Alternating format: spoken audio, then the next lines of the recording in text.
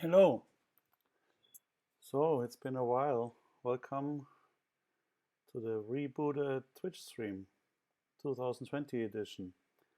Um, so today, mainly, I want to kind of like talk to you about the state where GRiSP 2 is, and then maybe we do a little live coding thing, start a new project, do a zero to blinking light thing, and um, yeah, let's see how far we get.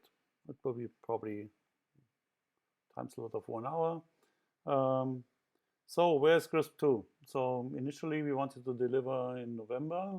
That's kind of like the timeline we had in Kickstarter. But there were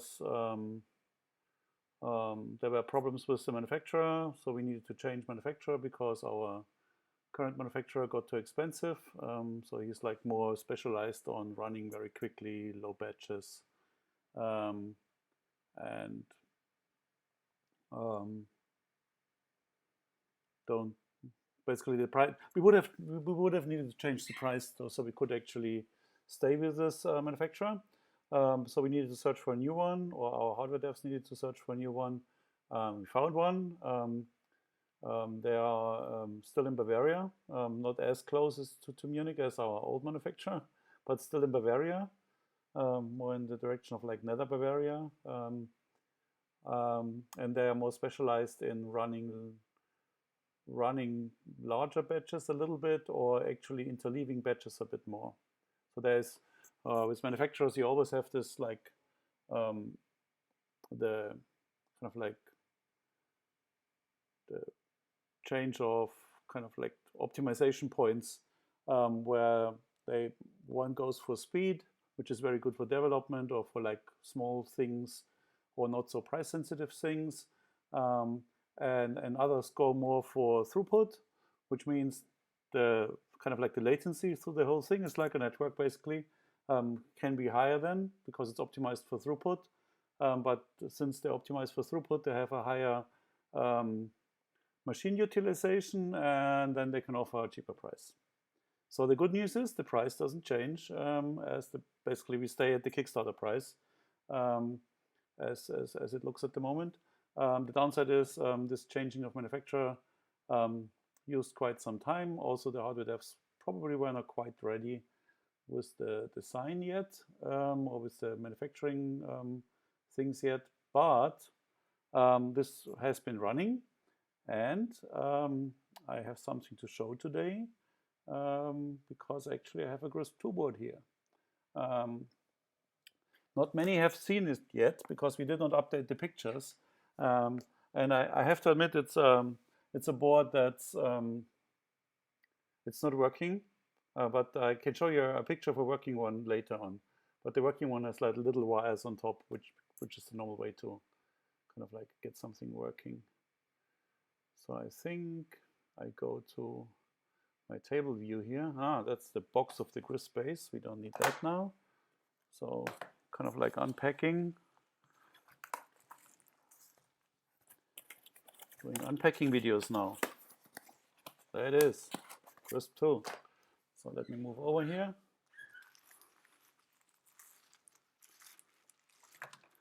So that's it.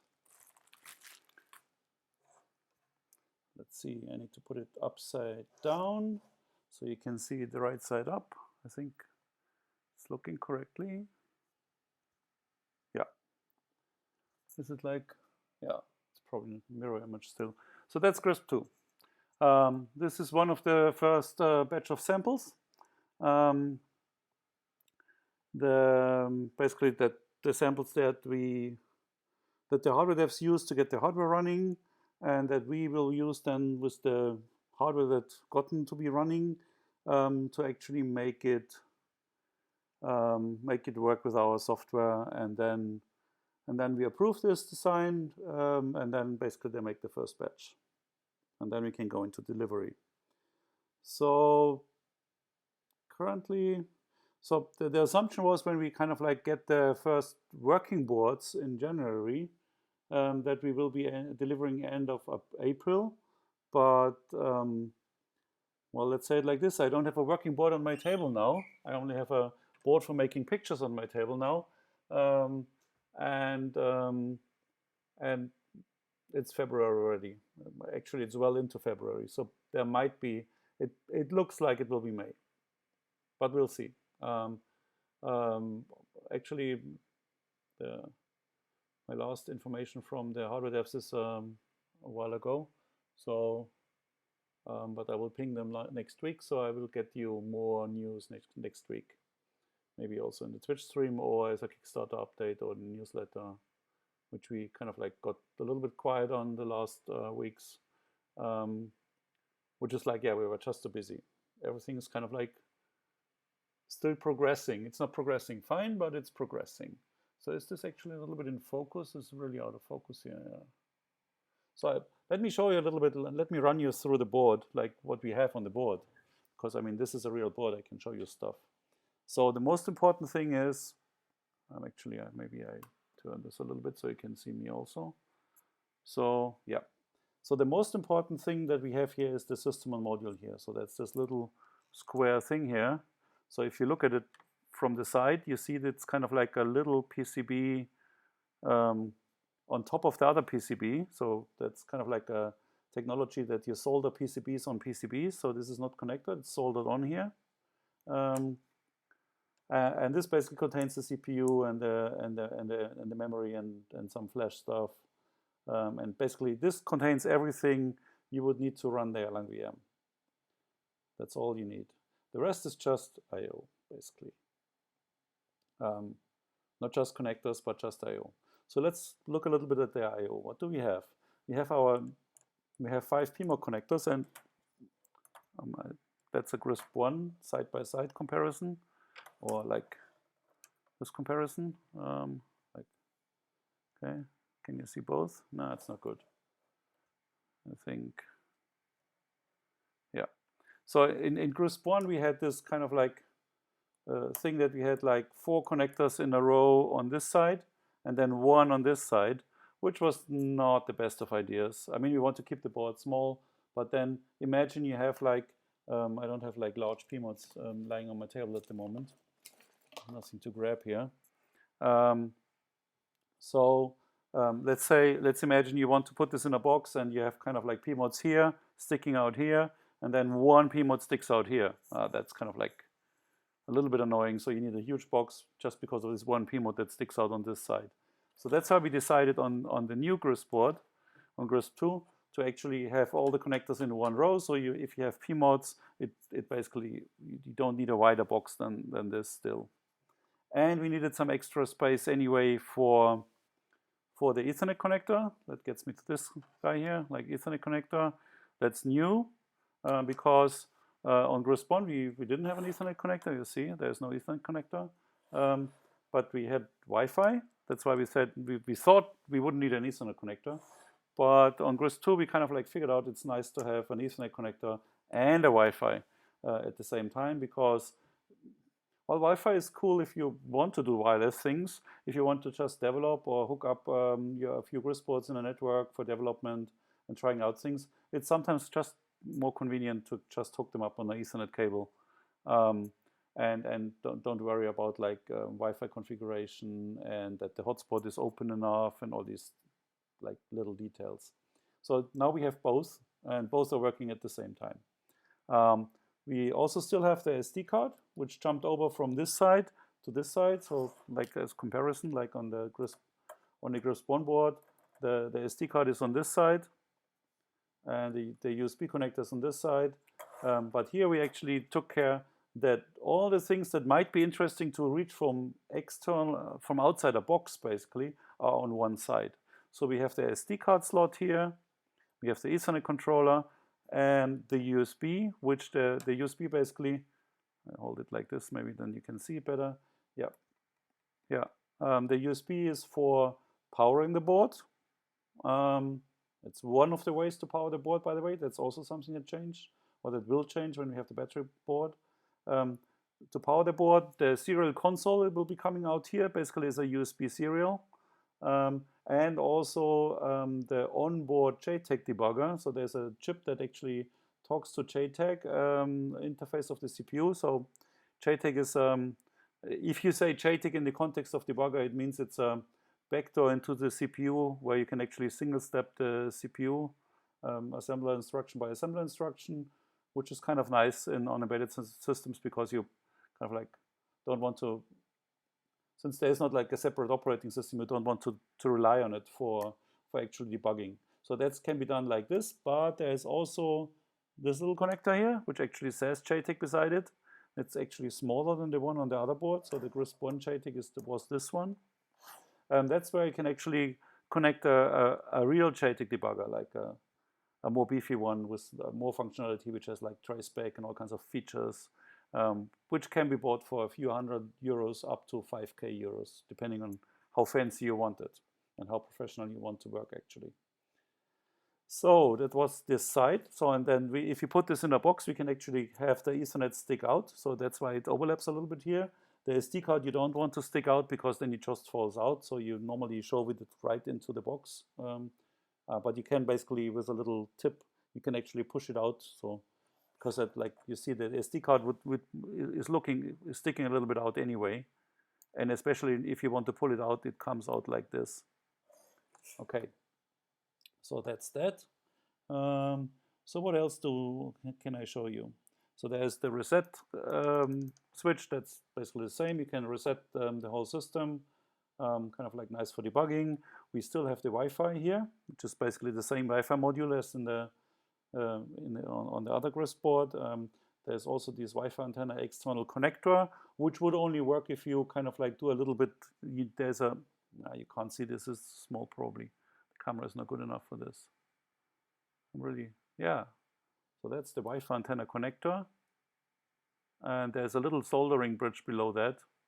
The old GRiSP board had this also. And you basically need to make a 0 or a little wire, like change the little resistor, like turn it over to here.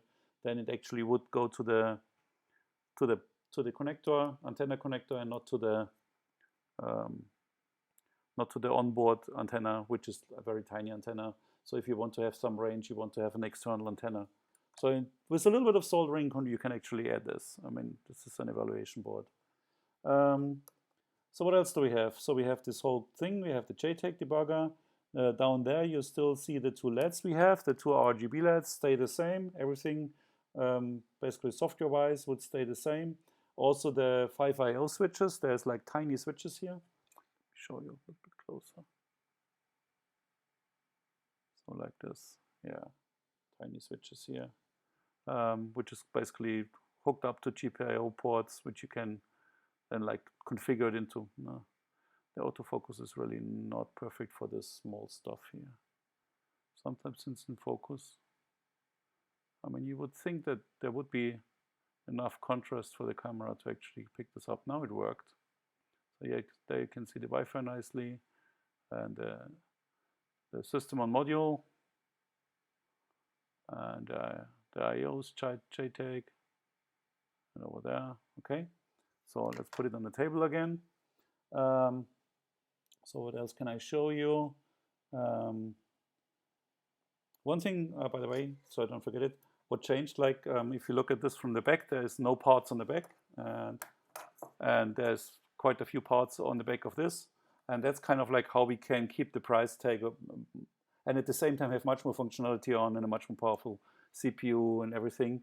And that's actually possible because this baseboard is getting more simpler because we use the system on module.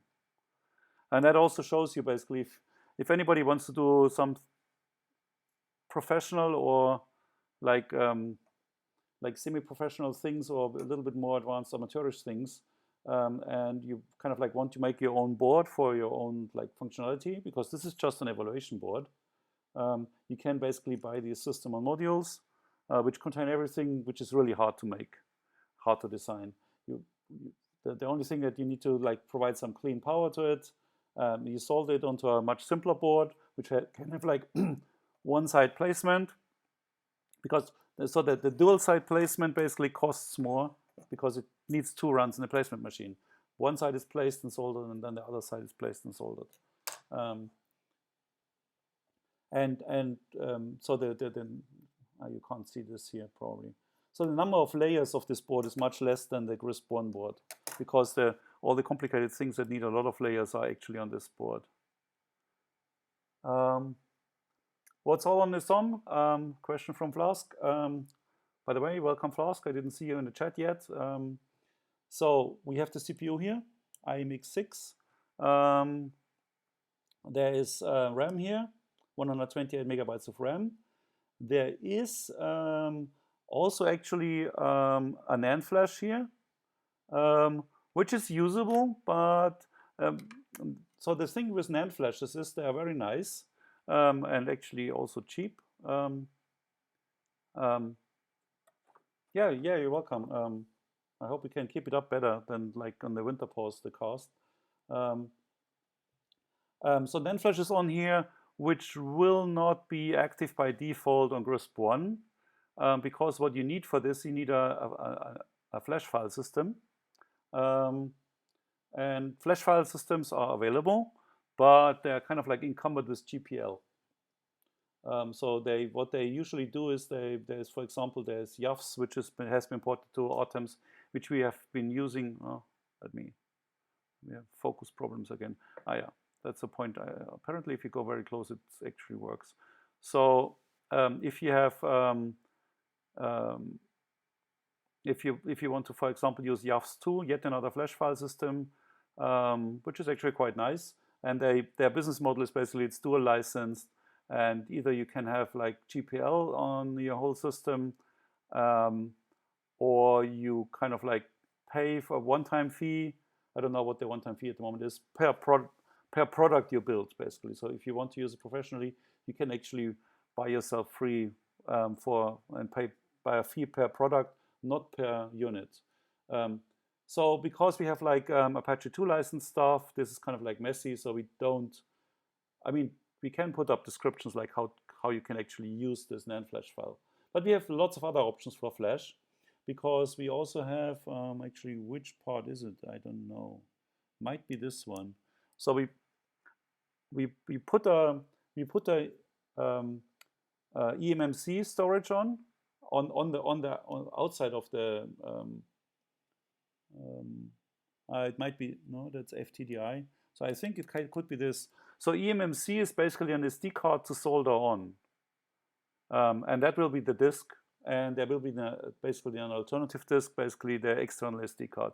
So now you basically have like 3 disk options even. So by default, go in focus.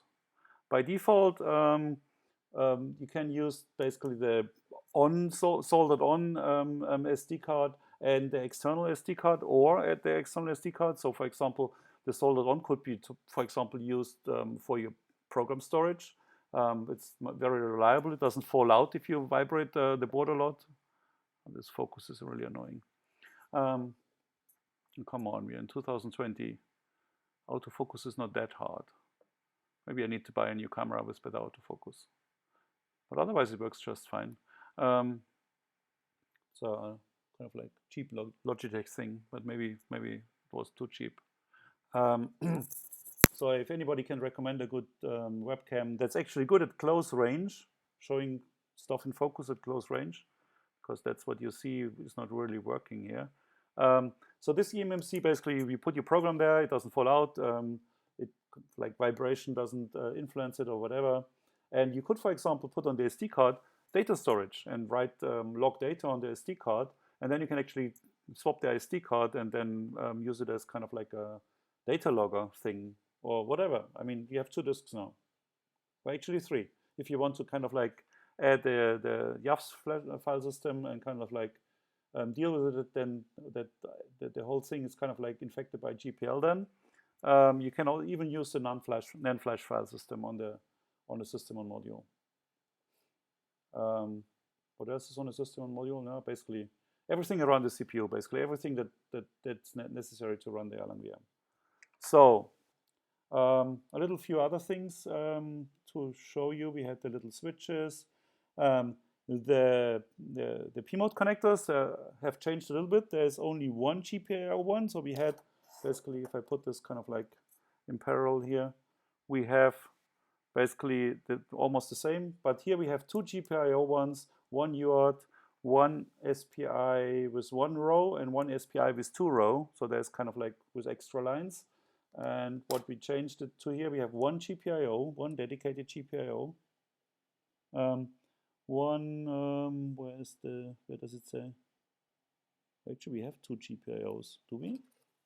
Let me check. GPI 1, no, GPI 1, UART, and there you can actually read it. GPI 1, UART, the SPI with 2 rows, so you can see it's 2 rows here. And then another SPI with 1 row, and that's new, an I2C PMOD connector like this, which we didn't have on the old GRiSP board because it didn't exist back then. Digiland, who is specifying these PMODs interfaces, specified a new one. So before it had basically the I2C was like this little header here, like an 8 connector header, and you put a ribbon cable on because you can daisy chain. It's a bus. You can daisy chain the I2C PMODs, but they changed basically the interface, and they actually putting out new form factor PMODs, which are actual PMODs which go into these slots and are I2C. And the daisy chaining, they usually do that. The PMOD then has another connector on the other end where you can then daisy chain them right this without a cable, which is kind of nice. But of course, there was old PMODs, so we decided to have both on. So there's this I2C here and the I2C here. That's the old style one. Well, change it around for you again. So I2C, I2C. The only one GPIO is actually not true because on the CPU, every of these pins can be configured as GPIO. So you actually have 1, 2, 3, 4, 6, 7 GPIO pins, and you could even use this maybe as GPIO. No, probably not. If you configure this as GPIO, this would be also GPIO. So if you need an application where you need lots of GPIOs and nothing else, you can any pin. And actually, by the way, that's true for GRiSP 1. And we actually did this. We added a few GPIO pins on the other connectors for some applications, but I think we're not done completely with the table of pins. We need to do something more here in the software. But that's just software. You can even edit yourself. Pull requests welcome. An important addition is this white little guy here. That's actually a USB host connector. So we don't have that at GRiSP 1 at all. We couldn't make this. I mean, we had a ton of USB problems on GRiSP 1. So on GRiSP 1, like just to rehearse, on the CPU from this well, we don't use the CPUs anymore. The CPU on the ARM CPU was broken, like totally, it didn't work at all. So as soon as you used external memory, the USB didn't work. It cost us basically a year in the project and a ton of money also. And all we got for that is a errata from Microchip, who now owns Atmel, where they say basically, yeah, the USB is broken if you use external memory. Workarounds, none. So that was not good. So we need to add this huge chip here, which is actually an external USB controller. It's also a USB hub and all kinds of things. But the thing is, like, these are huge, expensive, and quite old, because nobody needs them anymore, because every decent CPU has a working USB controller on, except ours. And that's basically the most important, the most prominent reason why we actually switched CPUs on the new GRiSP board. There's many other reasons.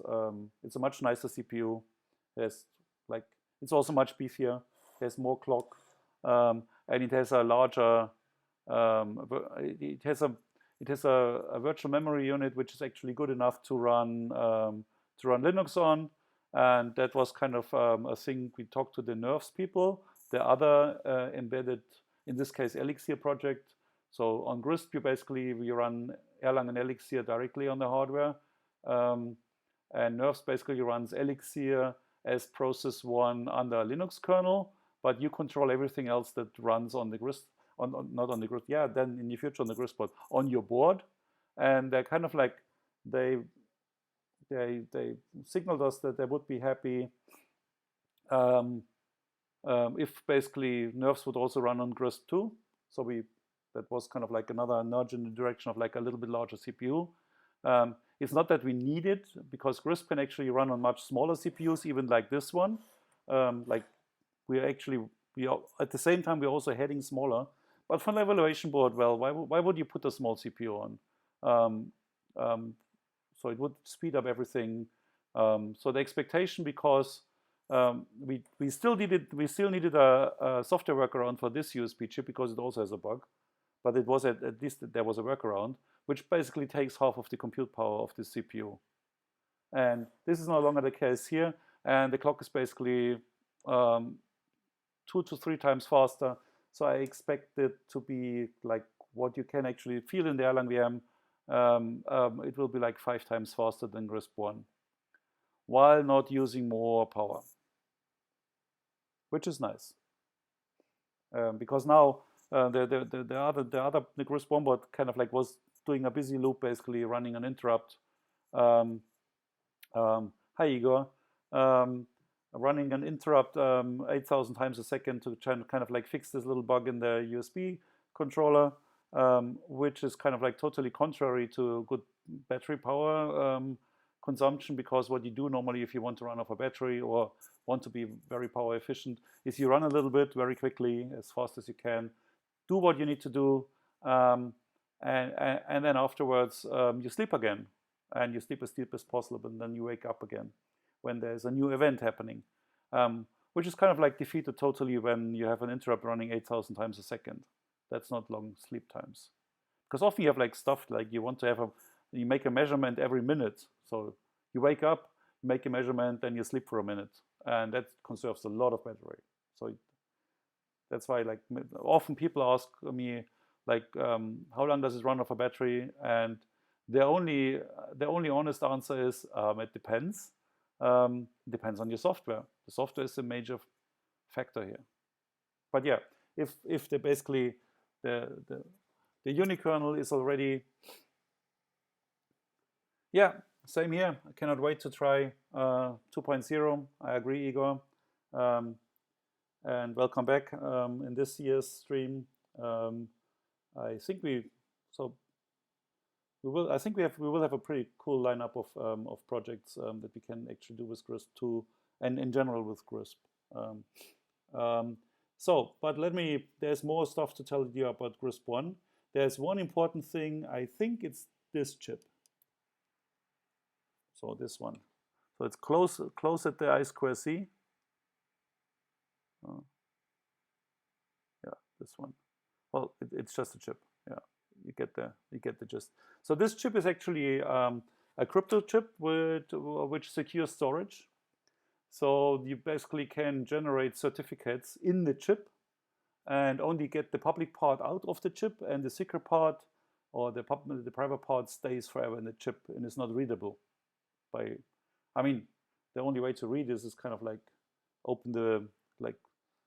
use an electron microscope and kind of open the chip and then try to read the bits or whatever, which usually then breaks the chip, and then you just got one certificate. So this can be used for storing like certificates for your encrypted connections to whatever. So we will make great use for it, for example, for encrypted Erlang distribution. But also the NERVS team, the NERVS project has an update, a remote update infrastructure where they kind of like send out probably encrypted and also signed chunks of binaries that kind of like then gets collected together and makes up a software update. And for doing any secure IoT software update, you need to sign your software, and then you have the problem like, yeah, okay, how do you keep your certificates safe? And the best way for embedded systems is to have them in such a chip, and create them in the chip and make it never leave, and then just in this case it would be the certificate to connect to the upload server, and the other certificate can be actually in public, the one that checks the signature, because that should be kept secret in your office and probably being kind of like on air-gapped machine. So if you're really serious, you use air-gapped machines, sign certificates with it, and then sign your updates with it. So we have this crypto chip on, which is exactly the crypto chip that's already supported by nerves, which you could now, at the moment, you would have need to wire it up on a separate board. We have it on board, which is the way to go, I think, because this is the most important thing if you want to do any remote software update or any cryptographic stuff with public key and embedded systems. You need a secure key storage. It's in this corner, so I found it basically because it's close by the I2C, because it's hooked up via the I2C bus to the CPU, basically. USB host, I already mentioned. There is one wire here, these three little pins, so we still have the one wire bus, which is basically like a slow but long range I2C bus with unique addresses in the 64-bit space. So you have addressable sensors. Actually, I could show you something. Show you something else. Desktop duocam. Let's swap this, and actually, I prepared something here. So actually, my solar heating control, that's one of the projects I was working on last year. Got quite a bunch of like more sensors. Let me zoom in here. So now, so we have like lots more colors here. In the beginning, we only had the solar flow, which is the green one, but now we have like two buffer temperatures, which is the hot water buffer. We had the one hot water buffer on the top, the other one is on the bottom. And then there is something like the orange one is wood flow, which is the flow from the log burner I'm using in winter to actually heat the house. So this house only runs on a very efficient wooden stove plus solar heating. So that's all we have. We have no oil, no gas, nothing. That's basically everything we are heating with is CO2 neutral. I might add a smaller heat pump in the future, but this will be run on clean energy also. So yeah. So that's the log burner. You see, I was running the log burner, and yet you see like two kind of like goes down here and up here. So there were kind of like two rounds of like log burner runs, and you can see the hot water is going up here. So it was making hot water for showering. Then the day before there was a little bit sun, but not too much. And today there was a lot of sun, which got all the temperature all the way up to like 87 degrees in the buffer, which is quite hot. So you burn your fingers. And then there's the red one is kind of like a start of to see what the rest of the heating system does. Basically, that's convection heating. How am I making this graph? Actually, there should be a few videos still out on our YouTube channel and also on Twitch, how we did this. So there's this, let me show you. So on the GRiSP, no, we went to the GRiSP GitHub. On the GRiSP GitHub, oops, now I lost my browser window. Sorry. GRiSP GitHub. So that's the, yeah, GRiSP. That's us. And so there's this GSOL control. That's actually the solar heating controller. And there you can actually, I can show you. That's where we read the temperature sensors and simple control. And there's a little module called InfluxDB, which is a little gen server that talks to InfluxDB and basically puts stuff to InfluxDB on my PC. And basically then I hooked up Grafana to InfluxDB, and then we got the nice graph. Back to the graph. There's also, while I'm here, there's also other projects to check out except the GRiSP stuff. So last year I've been working on the datagram logger a bit, which is hooking up the new Erlang logger to InfluxDB, UDP. So we don't have a TCP connection, so we just send UDP packets, which is very lightweight. And later on we can actually add also syslog UDP and other UDP-based logging systems. And then you basically, in InfluxDB, you'll see, for an application like the solar heating control, you can see your measurement values and the messages on your system. For example, your system crashed, and then you can make an annotation out of it. That's actually still missing here. That could be a project for next time, because I actually have I can actually show you. I think I had a window open. Let me show. So it's not looking nice yet, but that's a prompt into InfluxDB. So if we actually select star from logger, we get all logger events, and then you see there's a few crash dumps here because I intentionally did not fix one bug in the sensor reading. If there's a sensor is not answering, then something crashes. What's still missing here is that we kind of like get these ugly numbers here. So the formatting still needs to be done better. And when this is done nicely, I actually want you can make so show you, go back to the Grafana thing. So then we can have like little annotations. You would see an annotation here when you got a crash dump, basically. Yeah, there's lots of new stuff there. Actually, at the moment, Miriam has did a lot of work updating the eDoc documentation of the GRiSP application of all the drivers, how to use them. It's not on Hexdocs yet, but we are about to publish it. So I'll probably show it to you next week, the published documentation. So yeah, and any project that I will actually make during the Twitch, or we make during the Twitch, will be on GitHub, so you can actually look at the code while we are making it, kind of. So that was the one wire. So these are one wire sensors. That's one wire temperature sensors. Very convenient. You get them with a cable. Do I have one here? No, that's not a sensor. No, I don't have them close by. Ah, maybe here. Are you a sensor? No, you're not a sensor. Yeah, we can do something more in the future with that and show you.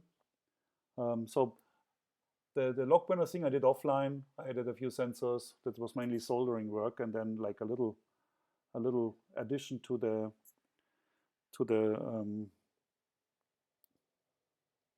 controller unit, basically, that it works correctly. And by seeing the data, I immediately saw errors like if I don't switch off quickly enough. So if basically the temperature of the log burner goes below the temperature, like here, below the temperature in the buffer, very quickly, kind of like the buffer thing turns around, and then the red one gets hot, which means it runs backwards up into the log burner, and you lose all the nice hot water you just made. So, and you don't want this to be going down again, but it's supposed to stay up. So this should only go down when we kind of like use water, like these little bumps is when we actually use water. So you can actually, there's a little bump. That's kind of like a shower, probably. I don't know. I don't know how large showers show.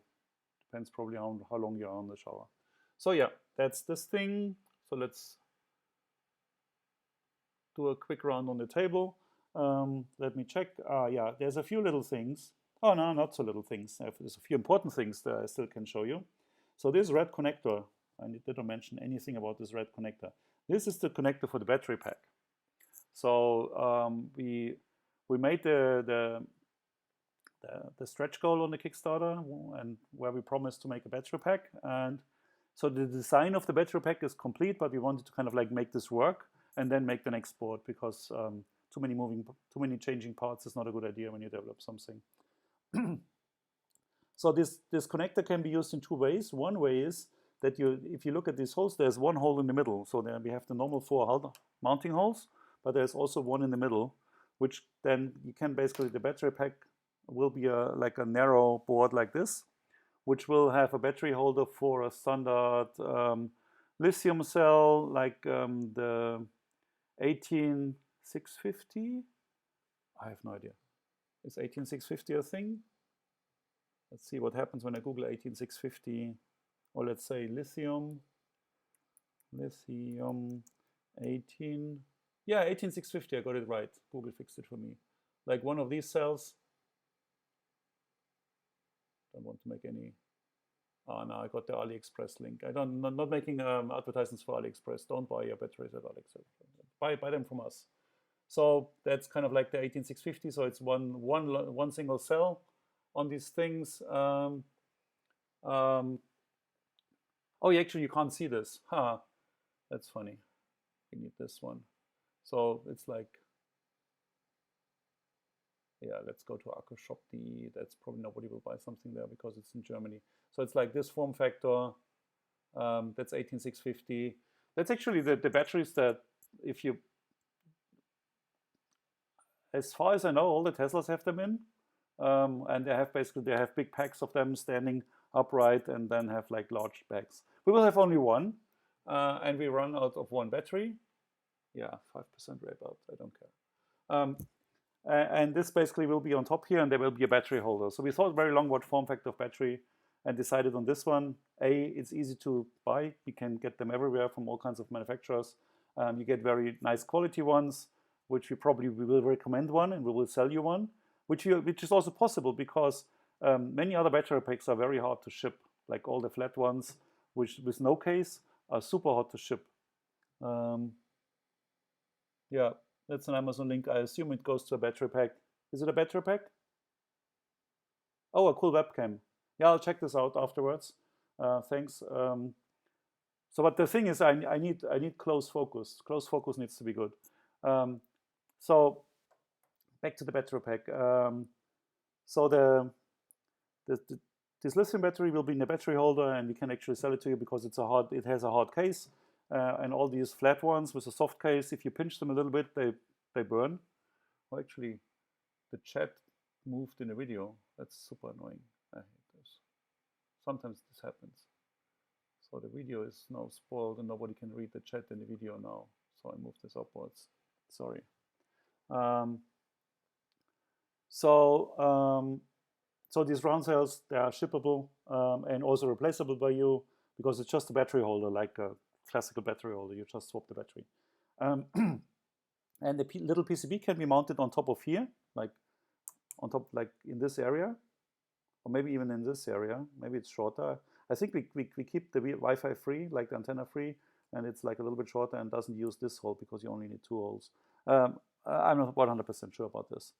And then you can actually, the plug will be underneath it and you can just plug it in. Or if you want a flat case, for example, then you can mount it on the side and use a cable to the battery. So we can actually provide you a cable there. What else is in the battery pack? Two important things will be on the battery pack. One will be another USB port for charging, which can actually charge at a higher current. So we don't, because this one is limited to 500 milliamps, but the battery controller has actually a charging input and can manage actually a charging USB port. And so you can probably charge at 2 or 2.5 amps. I don't know what this is rated. So you can quickly charge a battery. And the additional thing is you can actually use your serial console here in the same time when you kind of like power it over the external one. So you can have you wire it up to power and you can still see your serial console, because like for the solar heating controller, I probably should get you the table cam again. Yeah. For the so that's I showed everything in the small picture. I'm so sorry. So that's the mounting holes. Battery pack goes on top or goes on side. And charging port. So with the solar heating controller, there are annoying things where when stuff didn't work at all, like it didn't boot, then I wired up the power on the USB like to a fixed power supply in there. Actually, once I cleaned this up, because at the moment I don't show you pictures of this, because no, I'm not showing this. It's like everything is dangling around in the air. It's not looking good. But if I made a nice box for it, I will show you pictures of it. And then it will be also running on GRiSP too, of course. So the thing is, it has a kind of like a USB and hooked up to power, but then you want to debug stuff that happens during boot, like it crashes immediately or something. You want to see the message.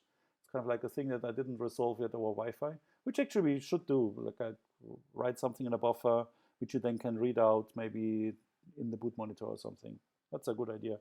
Should make a task for it.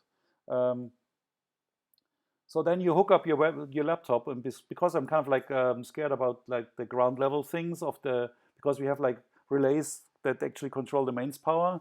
I mean, there's like optical separation, but I don't trust this stuff. I didn't want to hook up basically my laptop and my laptop to mains power, because then you can have like a ground loop, and if you happen to pick another phase, you can have like a high voltage between the ground levels, and that's a good that's a good way to like fry your GRiSP board and your laptop. That's kind of like, didn't want to do this, so I kept it just running on battery, and then you debug it, and then it runs fine, and then you forget about it, and then suddenly your solar heating doesn't work anymore because your battery run empty in the laptop. But now we don't have this. We can basically keep the power on the other thing, and basically have then the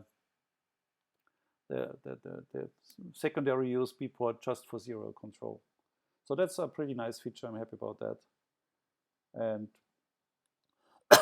even if you hook it up, the battery will be a buffer battery. So if the power goes off, the battery will power the GRiSP board just seamlessly, and you get a signal that the mains power is off. You could even go in a more power preserving way. And then when the power is back, it will charge the battery again. It basically will work like a laptop battery, except that the GRiSP board uses much less power. Much less power than a Raspberry Pi, by the way. That's one of the big differences. Larger board, much less power. Raspberry Pi basically needs a fan if you want to put them in a box. You need no fan here, even if you use 100% of the compute power, which you normally don't if you want to run off battery. Another feature on the battery pack is a real-time clock. So the thing is, if you want a real-time clock that kind of like remembers the time, not only remembers, but upgrades the time while the board is powered down, or the CPU is not doing anything. So you don't have kind of like, don't need an NTP server all the time to actually set the time at boot time.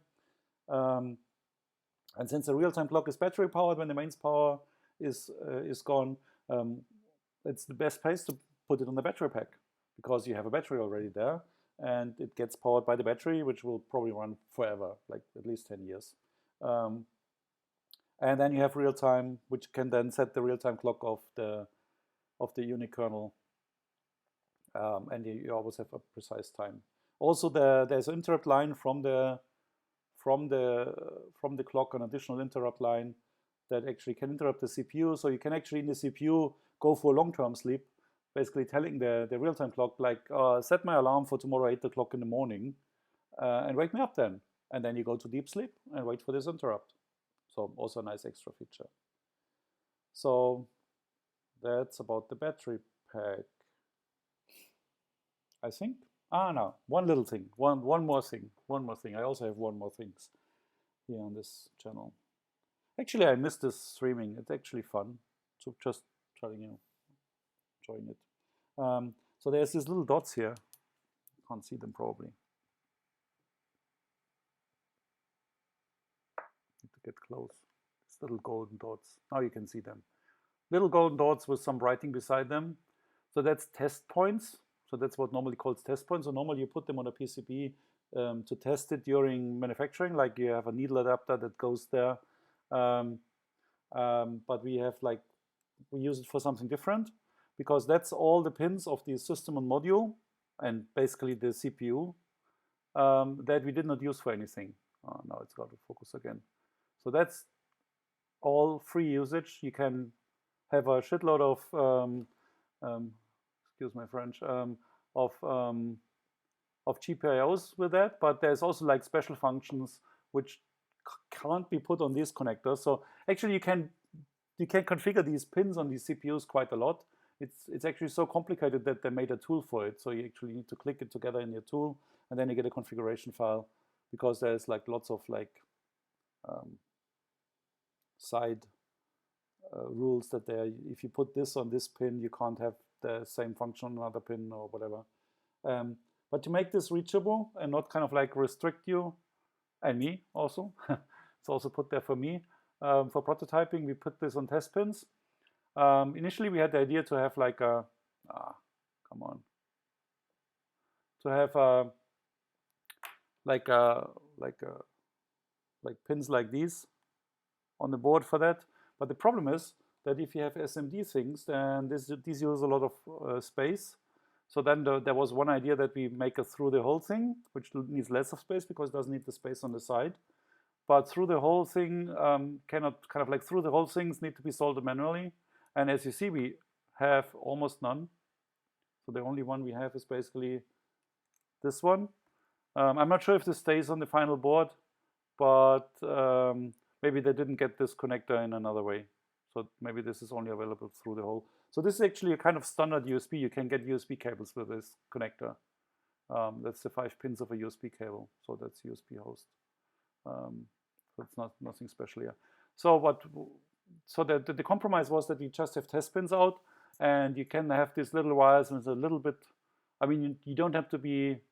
Well, you shouldn't be a totally beginner at soldering, but with a little bit experience in soldering, you can actually solder little wires there, and then make a little board here, like power it over the PMOD thing, have a little board on the side, and then wire up your experimental design, because that's what this board is also for, making prototypes for serious stuff.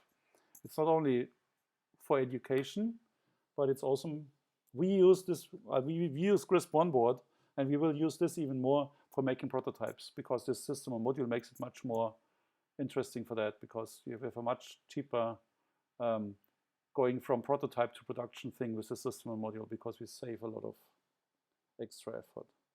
I think that was it about GRiSP 2. Any questions about it? The chat is open. Do we still have viewers? No, there's still somebody online. Yeah, that's good. I think we won't do any live coding today. Yeah, still here. So questions? Anything I can answer about GRiSP 2 and show you? Yeah, me too. I agree. Oh, I have yet one more thing. I need to get the picture out, because I can show you a working one. But so that I need to pull this out of an email without embarrassing myself by showing you all my emails. So I need to first get the. So let's filter the emails. Attachment.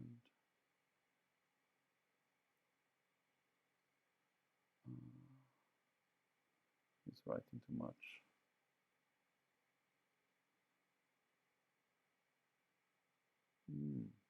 That's annoying.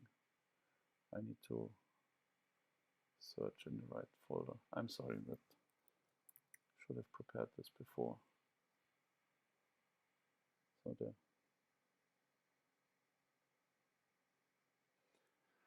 will it be possible, so Igor is asking, will it be possible to have GRiSP 2 share internet access from the Ethernet interface via Wi-Fi, basically make an access point?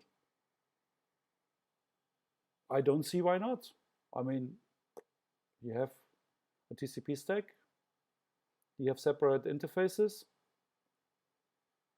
and yeah, sure. Yeah, you can do this. I mean, that's also one thing, that you basically have like Wi-Fi connected GRiSP boards, and then you have one stationary which you can hook up via Ethernet, and maybe even use power over Ethernet. So we don't have power over Ethernet on the board, but it's actually not hard, because you can get very cheap and small power over Ethernet splitters, and there's a ton available, like basically take power over Ethernet, where the power comes over the Ethernet line. That's kind of like a lot of Wi-Fi hotspots get kind of like connected. And the splitter basically splits it up into a normal Ethernet and a USB power. And conveniently, the USB and the Ethernet are side by side, and then you can just hook it up, and then you run a GRiSP board over power over Ethernet. And then kind of like have it network with other GRiSP boards. You can do like all these kind of like interesting mesh network experiments that Igor is probably interested in. Am I right? So I filtered this. There's the image. I got it for you. Okay, let me scale it to the right thing and switch over the cams, or actually the screen. So we want desktop again. So this is a static image of a GRiSP 2 board actually doing stuff. So that's, I mean, you can see this is the machine of the autodevs. They all have like They usually don't have Macs, hardware developers, because actually a lot of tools run on Linux or Windows only. Yeah, certainly I will have one with me at CodeBeam SF. This one, so you can actually touch it. CodeBeam San Francisco, I will be speaking there about non-GRiSP issues, but probably do a lightning talk about GRiSP also. And there's also a tutorial before the conference where Frank Hundlett and I will be showing you how to do embedded stuff with nerves and with GRiSP. So basically half-day nerves, half-day GRiSP. So you learn both, and then you can compare and whatever. Which is also exciting for me because then I will be in a nerves tutorial for once. But back to this. So I will have. It's unlikely that I will have a working one because it's only. I mean, it's only 2 weeks. CodeBeam San Francisco. So maybe have a booting one.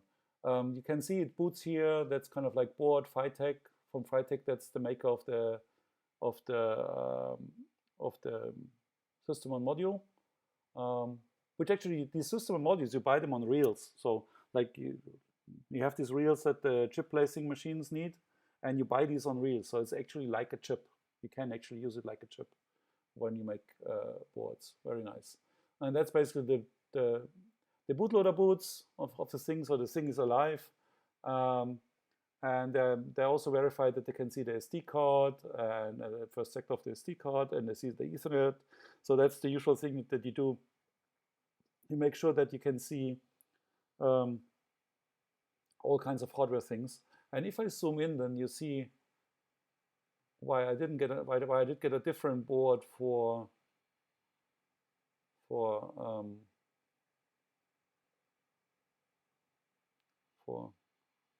I hope you can see this. Why I did get a different board for making pictures for the website. You see these little wires here on, like, if you see my crosshair here or there or below there. So that's how you debug hardware. You put little wires on, and sometimes you see, like here, you have like a little wire on here. Let me check with this board. So that's over there. So this part is actually there. Yeah, it's not an extra part. Sometimes you have like extra parts like in the air, like little resistors or capacitors. We might have something here. I don't know. So that's how you debug hardware. You make little wires on it. And then you basically transfer all the little wires into your PCB layout program. And then you make a new layout, and then you make the new version, and then all the bugs are fixed, hopefully. So that's a running GRiSP 2 board. And I think we are ending the hour. So this is actually a point landing. I hope to have more updates on GRiSP 2 like in the near future, because there should be like stuff happening right now. So I'm actually waiting for an update from the hardware devs, like, yeah, this Artemis boots, that's the next thing that would be nice to see. That's a big step, because as soon as Artemis boots reliably, probably I will get my hands on the first GRiSP board, and then we can actually start working on getting our Erlang VM to work and actually adapt our toolchain and all this other stuff that's necessary. Okay, so no live coding today, apparently, because talking a lot about GRiSP 2 took the hour, and I don't want to bore you longer. The only thing that I planned would be like to do the usual thing that I do at conferences, like a 0 to blinking light in like 10 minutes or less, which I already did on the Twitch, but it's a year ago, and a lot of things changed also, and it got like even more smoother. So it would be nice to kind of like show this off again. And I will probably do this when we start the next project, like a project from scratch, because kind of like the blinking light is the hello world of the embedded world. And kind of like if you have a blinking light working, then you have your starting project, which is kind of like you don't need to build a blinking light anymore, because you know that the toolchain almost makes you the blinking light, and you can immediately start with your application. But you use the LEDs to actually show that you've booted and that all these steps that you want to kind of like achieve. Okay. So thanks for watching. Hopefully see you next week. The week after, probably somebody else will be streaming because I'm in San Francisco. Or I will be streaming from San Francisco. Who knows? Who knows? Maybe if I have time, I stream from there. But that's a little bit annoying. I need to bring all my equipment. We'll see. Probably somebody else will take over then. So the plan is to keep the time slot. We're kind of like, we're confused about like, should we change the time slot? Um, but we kind of like it, keep it for now. I don't know. Any opinions about different time slots? Is it a bad time slot for live watching? Which is kind of a stupid question to ask to the live audience, um, because like everybody who can't make it can't say now, can't say anything now. So we might at some future point in time, we might put out a doodle to find a new time slot. But yeah, it's okay. So yeah, Igor, see you soon.